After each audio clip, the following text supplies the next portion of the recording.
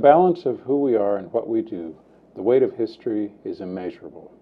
When I was 13 years old, my father, who was sheriff of Tamarack County, Minnesota, was killed in the line of duty. 5 years later, at the height of the Vietnam War, I graduated from high school.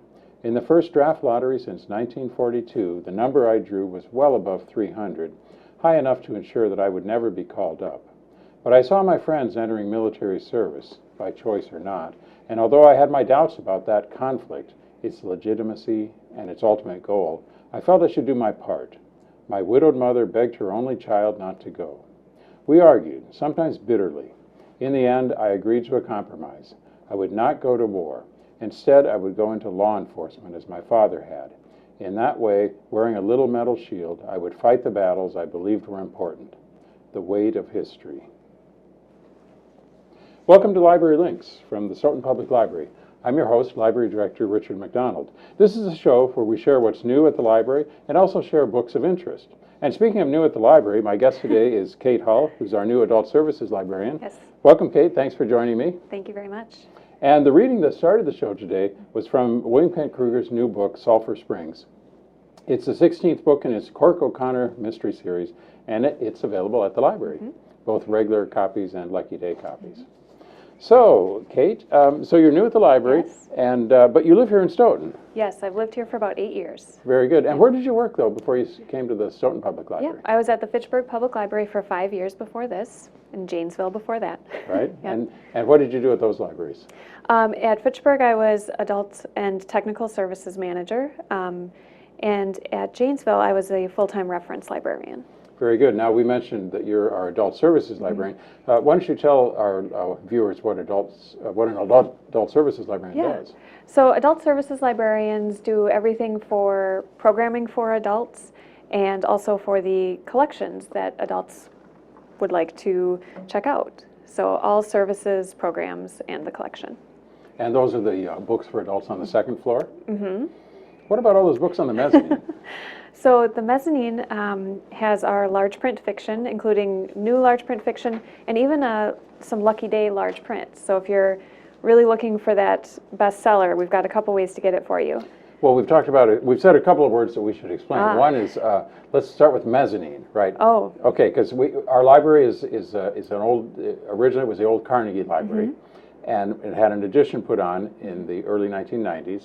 And so it's got the old building in the the addition is kind of like an L, and so we have the old building, which is kind of in the crook of the L, you might say, and that has the basement, which has our basement meeting rooms, and a floor that we call the mezzanine. Yes. So if you go up a short flight of stairs, you enter from the street, you're on the main floor in the new addition. Go up a short flight of stairs, you're on the mezzanine. Yes. So that's what we call the mezzanine. We have concerts there. We call them music on the mezz.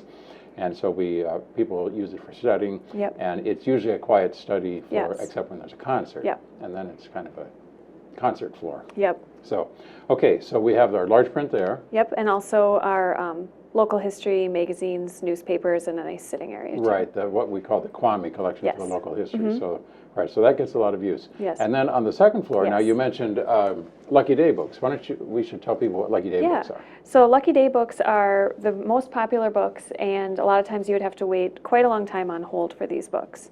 So some of these items we have as Lucky Day books where they're available. You can just walk right in today. You can't put them on hold, so you can just check it out.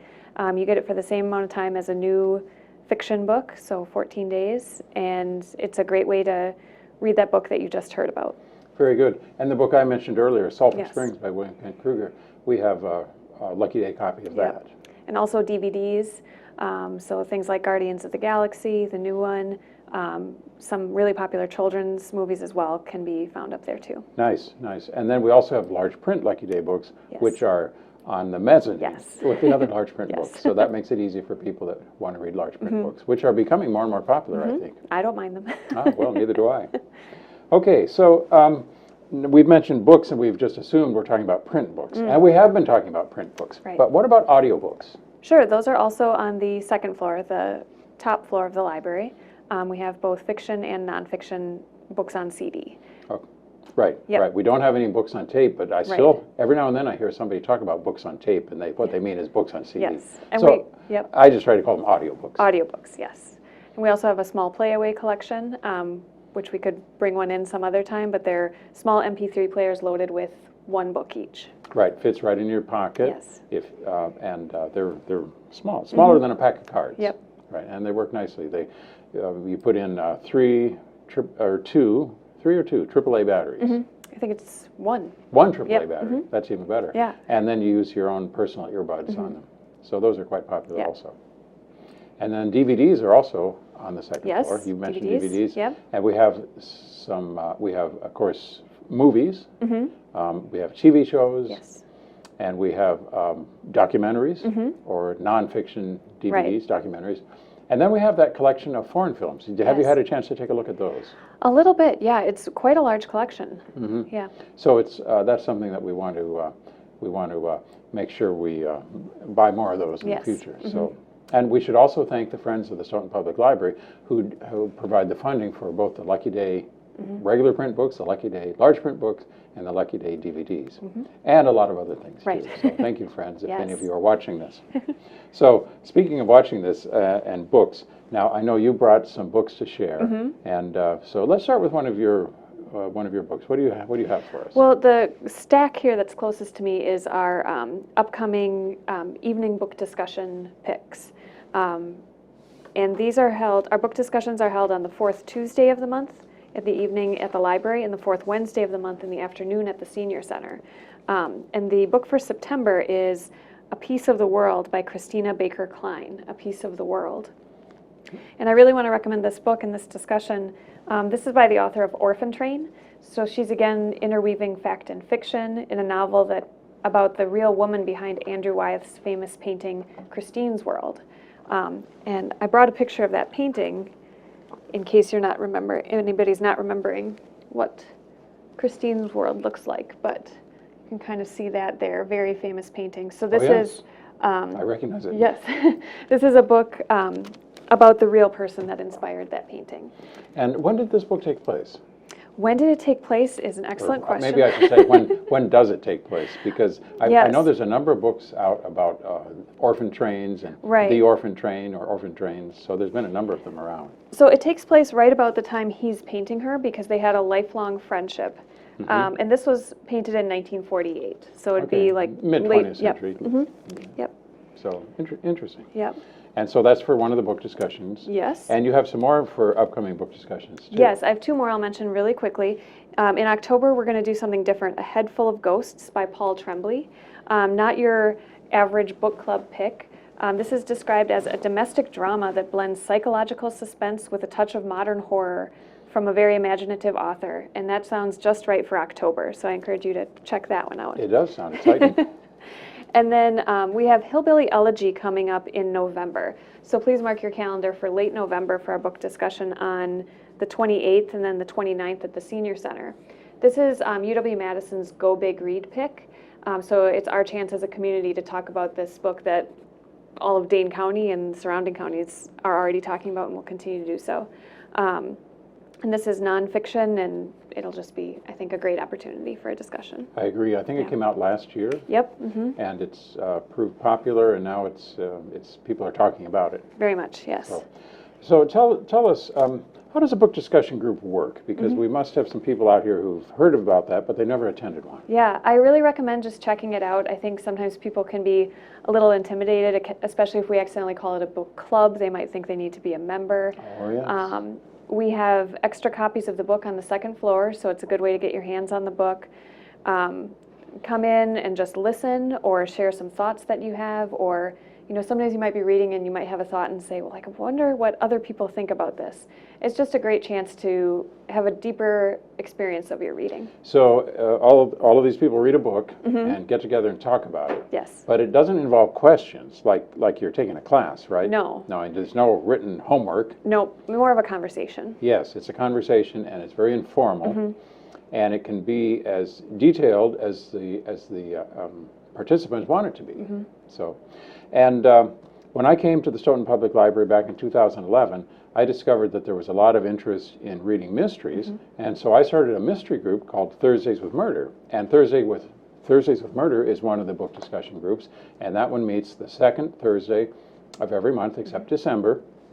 And for coming up in October, For Thursdays with Murder, it's going to be mystery writer Rex Stout. And Rex Stout and his Nero Wolfe characters.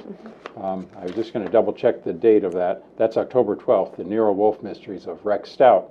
And I think there's one of those on the screen now. Rex Stout is the author, and of course the character Nero Wolfe is kind of the quintessential armchair detective. He doesn't do anything except sit and give out advice, and his confidential assistant Archie Goodwin. It was created in 1934 by Rex Stout. And Rex Stout, this series was nominated, in the year 2000, it was nominated as the best mystery series of the century. It didn't win, though. It was actually, the winner was actually the Hercule Poirot series by Agatha Christie. And some other ones that were nominated were Ed McBain's 87th Precinct series and Dorothy Sayers' Lord Peter Wimsey series, both really popular. And also, Rex Stout was nominated as the best mystery writer of the century. And he didn't win that either. But Agatha Christie. And other authors who were nominated were Raymond Chandler, Dashiell Hammett, and Dorothy Sayers also. So it's kind of authors from the golden age of detective fiction, which I think we've talked about on this program, but we won't get into too much in depth right now. I think we could do a kind of authors who straddle the centuries, you know, like Stuart Kaminsky or Walter Mosley, Ellis Peters. So anyway, so that's the mystery group. And I should tell people about the science fiction group, too. That's a more recent group, and we're going to be talking about the science fiction of Frederik Pohl. And I brought in a book to show called The Best of Frederik Pohl. He actually had a career that spanned some 75 years. He was born in 1919, passed away in 2013.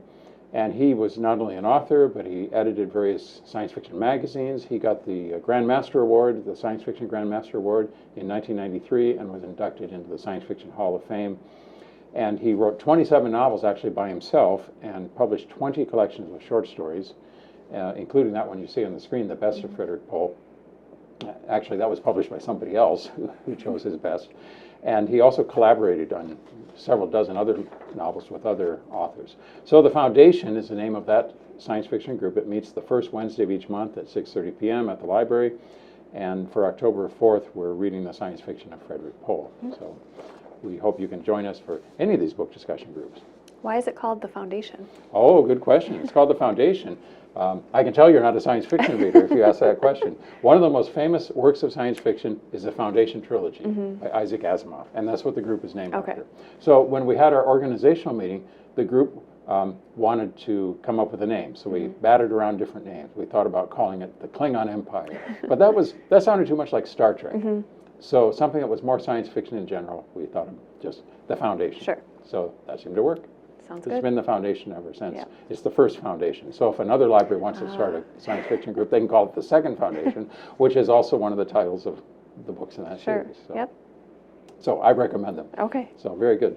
So computers. I was going to ask you about computers. Maybe you could share some information about computers in the Adult Services Department. Sure. Wireless access, that sort of thing.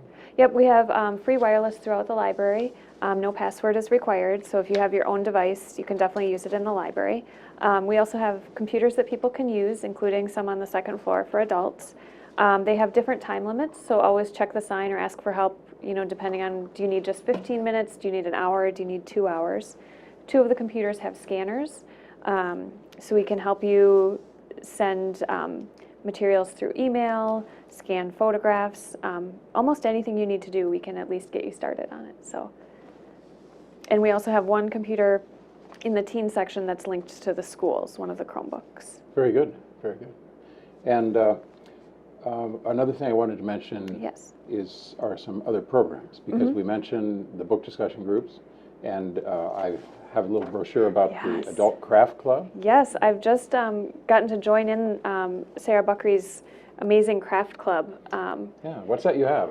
This is what we're going to be working on September 7th, and this is Sarah's test run, and it looks just like a light blue scarf, but the really cool thing is this actually, a couple days ago, was just plain white, and with a really quick dyeing process, she was able to get these cool colors, and it just has this scarf and some ties and you just wrap it up a certain way, put it in some hot water, and some of the dye transfers over to create a new item with some unique patterns and colors. Nice.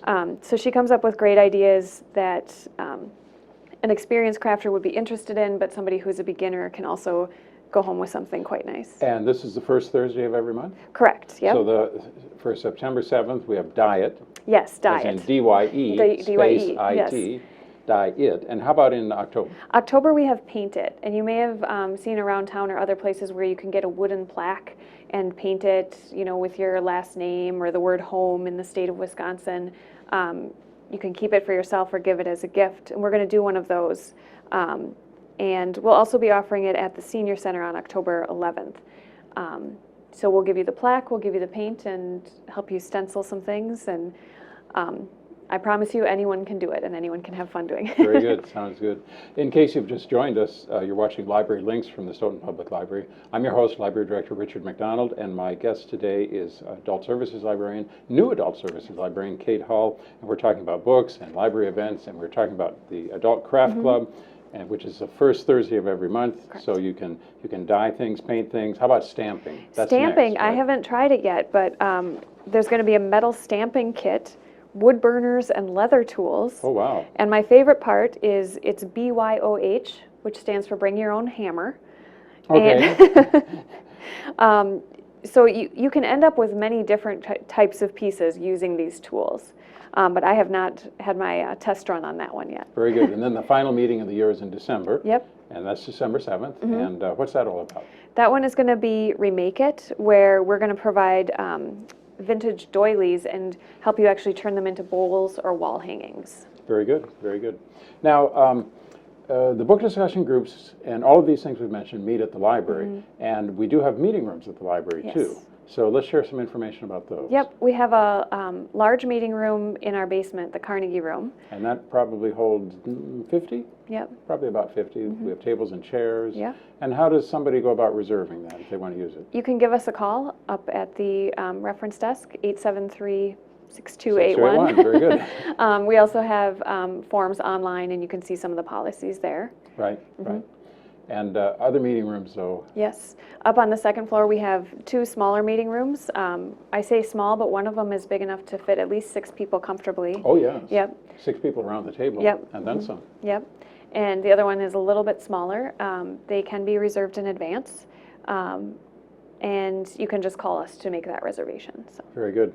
And each one of those meeting rooms has a whiteboard. Yes. So with we have dry erasable markers if you need to borrow those. Yeah. And so they seem to get a lot of use. Yeah, they're very nice. You also can just come in and use one. You don't Yes, necessarily correct. have to make a Yes. reservation. So if you happen to be at the library and feel like you need to use or would like to use one of those study rooms, then give it a try. Yeah, Right? definitely. Another thing we should mention coming up pretty soon will be Sunday hours. Yes. Because we've been closed on Sundays in the summer. We're going to be opening again right after Sunday after Labor Day. And our hours on Sunday are going to be 1 to 5 as they have been in the past. And so we'll be open through the fall. Then we're closed a couple of Sundays for the holidays, and then we're open again Sundays in January into through Memorial Day into the summer. And one of the things we have going on Sundays is Yoga Sundays. Yes. So the first one is Sunday, September 24th, and you can do that for free. It's all levels. There's instructions, so beginners are welcome. Yes. And can you add some more about the yoga? Yeah, it's offered through Stoughton Yoga here in town. It's for ages. This one is for ages 16 and up. But all levels within that. And I really encourage anyone to give it a try. I think anybody of any age, any fitness level can really get some benefit from yoga. So the first one is Sunday, September Yes. 24th at 2 p.m. And then we have another one Sunday, October 29th, also at 2 p.m. Yep. And I think those last about an hour. Yep, exactly. And with the children's department, they're also offering family yoga. Wednesdays and Fridays in September. So if you have little ones and you want to give yoga a try with them, you can do that as well. Very good, very good. Now, you brought some more books I did. to share. I brought 2 piles, and these 2 are things that I myself have enjoyed recently. They're very different from each other. The first one is Essex Serpent by Sarah Perry. And this one Came out in 2016, but as I was reading it, I kept forgetting that it was written recently and not in 1916. It's very gothic and atmospheric. It moves between London and rural marshy areas surrounding Colchester. New York Times said it's part ghost story, part natural history lesson, part romance, and part feminist parable. It's kind of slow moving, so it's not something to speed through. It's something to savor and enjoy, and I just thought it was excellent. Very good, very good. And then very different and much more contemporary, Jessie Klein's You'll Grow Out of It. Jessie Klein, this came out in 2016 as well, and she has written for Saturday Night Live, and she also currently writes for Amy Schumer. And I actually liked it a little more than Amy Schumer's book, which is called Girl with a Lower Back Tattoo. This one is humorous and insightful. It'd be similar to books by Mindy Kaling, Tina Fey, and Amy Poehler.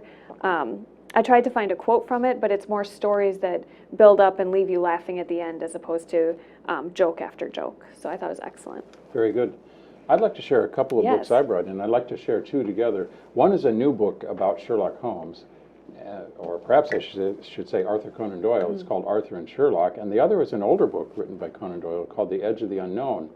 And I wanted to present these together because the new book, in which Michael Sims traces the development of Conan Doyle as the father of the modern mystery, from his earliest days growing up and going to college, and how he was only modestly successful in his career, and until he published his Study in Scarlet in the 1880s.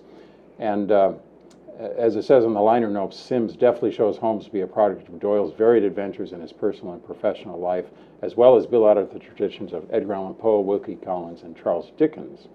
And that's the book about Conan Doyle, but The Edge of the Unknown is actually by Conan Doyle. Conan Doyle was one of the leading spiritualists of the day, and so in addition to writing Sherlock Holmes stories, he investigated a lot of spiritual, what would you say, phenomena or things that he wanted to investigate. Spiritualism is a belief that the spirits of the dead have both the ability and the inclination to communicate with the living. And the afterlife, or the spirit world, is seen by spiritualists as not a static place, but one in which spirits continue to evolve. And there's two basic beliefs. One is that they can contact, that it's possible for people to contact the spirits and actually to learn and learn things to help us in our life. So Doyle was one of the leading proponents of that. He worked a lot with Houdini, actually, but Houdini, of course, did everything by tricks, and Houdini was actually, he would expose spiritualists and that sort of thing. So. But the two seem to get along. So that's the Arthur and Sherlock. That book's available at the Stoughton Public Library. And then The Edge of the Unknown. That's an older book, and there are copies in the system. And of course, all you have to do is go online and put those on hold. We can do it for you too if you're in the library. And then the South Central Library System delivery takes care of delivering those in record time, I think. Yes, yeah, very quick. So now what's this book about money that you... The book about money. So these are books that haven't even been checked in yet. They're very new nonfiction. So things that kind of caught my eye as I was looking for interesting things. This is called How Money Works, and it explains complex concepts with infographics. Those are combinations of pictures and text. And I like it because it could help someone understand national news as well as their own personal finances. So I'll show just one quick picture really quickly.